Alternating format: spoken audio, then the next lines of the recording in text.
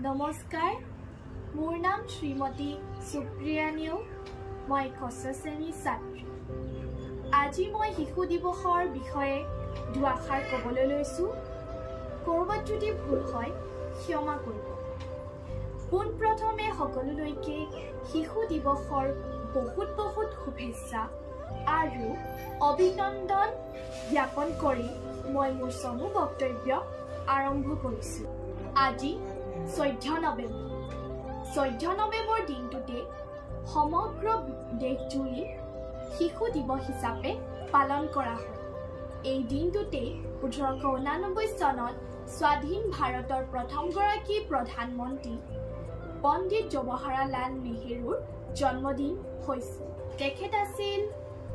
একাধাৰে ৰাজনীতিবিদ চিন্তাবিদ লেখক আৰু ভাৰতৰ স্বাধীনতা সংগ্ৰামী জৱাহৰলাল নেহেৰু তেওঁৰ মাক দেউতাকৰ একমাত্ৰ সন্তান আছিল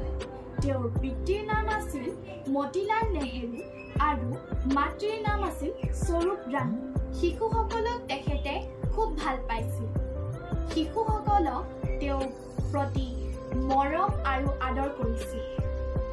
সকলো শিশুৰ বাবে তেওঁ আছিল মৰমৰ নেহেৰু খুৰা পণ্ডিত নেহেৰুৱে বিশ্বাস কৰিছিল যে শিশুসকলক সুস্থ নাগৰিক হিচাপে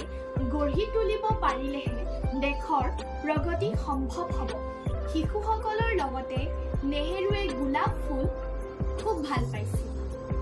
সৰল আৰু নিষ্পাপ শিশুসকলক তেওঁ গোলাপৰ কলিৰ লগত তুলনা কৰিছিল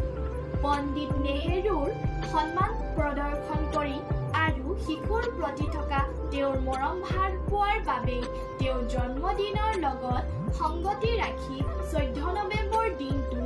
সমগ্ৰ ভাৰতত শিশু দিৱস হিচাপে পালন কৰা হয় শিশু দিৱস হ'ল শিশুসকলৰ কাৰণে এটা আনন্দৰ দিন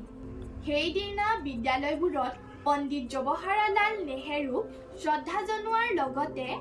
বিভিন্ন প্ৰতিযোগিতা আয়োজিত কৰা হয় আৰু শিশুসকলক অংশগ্ৰহণ কৰিবলৈ উৎসাহিত কৰা হয় তেওঁ লিখা গ্ৰন্থ ভাৰত আৱিষ্কাৰ এখন উচ্চ প্ৰশংসিত গ্ৰন্থ 1955 চনত ভাৰত চৰকাৰে তেখেতক দেশৰ সৰ্বোচ্চ বঁটা ভাৰত ৰত্ন বঁটাৰে সন্মানিত কৰে তেখেত আছিল স্বাধীন ভাৰতৰ প্ৰথমগৰাকী প্ৰধানমন্ত্ৰী 17 বছৰ প্ৰধানমন্ত্ৰী হৈ থকা নেহেৰুৰ 1964 চনৰ 27 মে তাৰিখে পৰলোক প্ৰাপ্তি ঘটে দিৱসৰ মূল উদ্দেশ্য হৈছে প্ৰতিগৰাকী শিশুক মৰম স্নেহ দিয়াৰ লগতে শিশুৰ শিক্ষা আৰু আন অধিকাৰৰ প্ৰতি গুৰুত্ব দিয়া এখন পুনৰবাৰ সকলোকে শিশু দিৱসৰ বহুত শুভেচ্ছা জ্ঞাপন কৰি মই মোৰ চমু বক্তব্য সামৰণি মাৰিছো ধন্যবাদ